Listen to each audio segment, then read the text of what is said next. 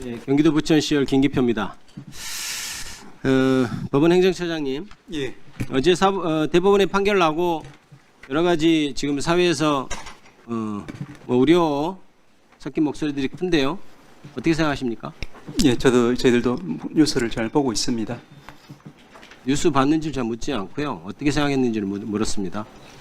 저희들이 보기에는 아까 오전에도 답변이 있었던 것 같습니다만은 판결에 대한 비평은 얼마든지 가능하지만 최고법원의 판결과 또 법관에 대한 존중이 없이는 법치주의도 또 이를 뒷받침하는 우리 헌법기관도 존재할 수 없다는 생각이기 때문에 판결에 대한 비판, 최고법원에 대한 판단은 존중돼야 된다. 그거는 이렇게 들리네요. 쿠데타를 해도 통치행위니까 비판하지 마라 이런 말하고 똑같이 들려요. 우리가 지금 이 비판하는 것이 판결에 대해서 비판하고 있습니까? 대법원의 정치 개입에 대해서 비판하고 있는 거예요. 행정처장님 그것을 모르시고 지금 얘기하나요? 우리가 대법원 판결이 어떻다 이걸 얘기하는 게 아니에요. 더 큰 문제. 대법원이 어찌어찌 해야 되는데 지금 정치적 중립성을 완전히 어기고 정치 한복판에 끼어들었다 이걸 지적하고 있는 겁니다. 지금까지 행정처장님 법관 해오시면서 이런 사례를 본 적이 있습니까? 없잖아요.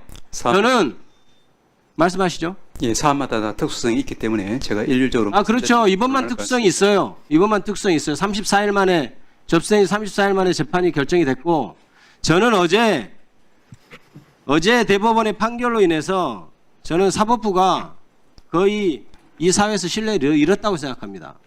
그리고 제 개인적으로는 일반 국민들도 그랬겠지만 저는 더욱더 법조인으로서 법원 판사들 특히나 대법관님들 이분들에 대한 기본적인 존경 그리고 믿음이 있었어요. 저는 누구보다도. 그런데 저는 어제 그 판단을 위해서 그것이 다 사라졌습니다. 차라리 노골적으로 편드는 게 더 솔직한 거 아니야? 이런 생각이 들면서 점잖은 척하면서 자기 입속대로 다 판단하고 자기가 가진 어떤 판단의 권한을 자기의 어떤 개인적인 이익, 자기의 정치적인 성향을 쓰는 사람들이나 저 사람들은 저 뭐지? 대법원장 밑에 저 졸개들처럼 거느리고 앉아가지고 대법원장은 판단을 하는구나. 저는 그렇게 판단해서 저는 그렇게 느꼈어요. 그 장면을. 대법관이라는 사람 뭐 하는 사람들이지?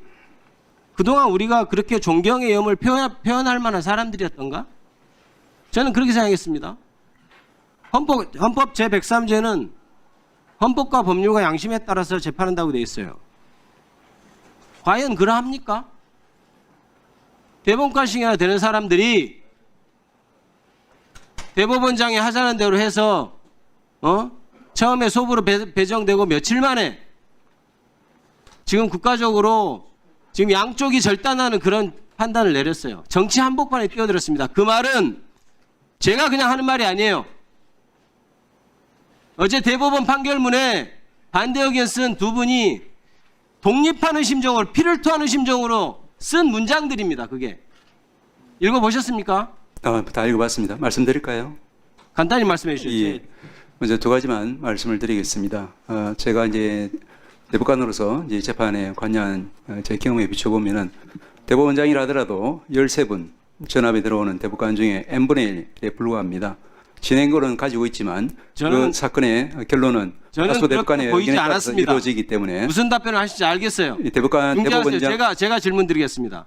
어떤 답변을 하실지 이해했습니다. 저는 모욕감까지 느꼈습니다. 국민으로서.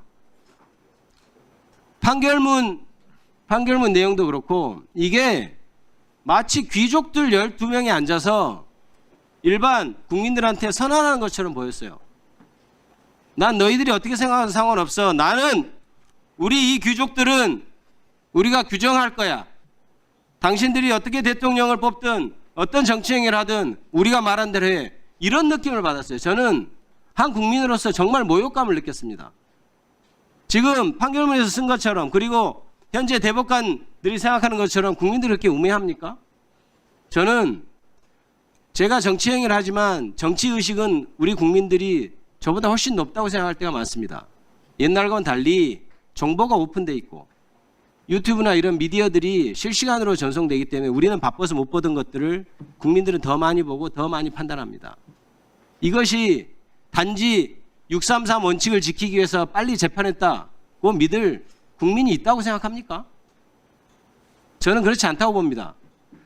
어떤 변명을 하더라도 제가 대법관들이 가진 어떤 그런 실망감, 사법부에 대해서 가진 실망감, 그리고 이제 사법부는 더 이상 우리나라 대한민국에서 어떤 객관적인 판단을 했을 때 승복할 수 있는 그런 집단이 아니다. 이런 느낌, 이것은 변하지 않을 것 같습니다. 저는 헌법을 나중에 개정한 국면이 되면 대법원장의 대법관 재청권을 없애야 된다고 생각합니다. 어떻게 생각하세요? 말씀드렸지만 대법원의 구성에 부분에 대해서는 이제 헌법과 법률에 따라서 정할 사항이랍니다. 그렇지만 조금 전에 말씀드린 것처럼 현재 대법원의 판결 생성의 작동 원리를 말씀드리면은 대법원장이 좌지우지할 수 있는 구조는 전혀 아니라는 말씀을 좀 드릴 수 있고, 특히 이번 판결에서 이제 위원님께서 말씀하신 바와 같이 이 다수 의견과 소수 의견이 두 가지 쟁점, 첫째는 허위에 관한 실체적인 쟁점, 법리적인 쟁점, 두 번째는 그 심리의 속도에 대해서도 알겠습니다. 절차적인 부분에 대해서 충실히 논의가 이루어지고 판결에 다 담아서 90페이지 가까운 그런 판결이 나온 것으로 알고 있습니다.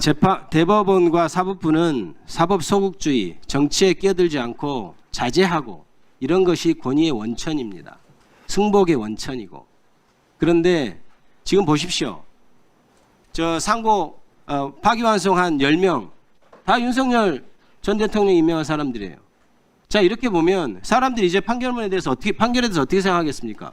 그리고 대법원장이 재청권을 갖고 있기 때문에 대법관들이 거기에 대해서 얽매이고 한다는 것은 물론 제가 들은 사실입니다. 제가 확인한 것은 아니지만 그럴 우려가 있다. 그래서 저는 대법관 재청권도 없애야 된다고 생각해요. 그리고 대법원장이 무슨 민주적 정당성을 가지고 대법관들을 재청하고 헌법재판관 3명까지 임명합니까? 저는 저런 사법부라면 제3자 특검 추천 이것도 굉장히 무의미한 것 같아요.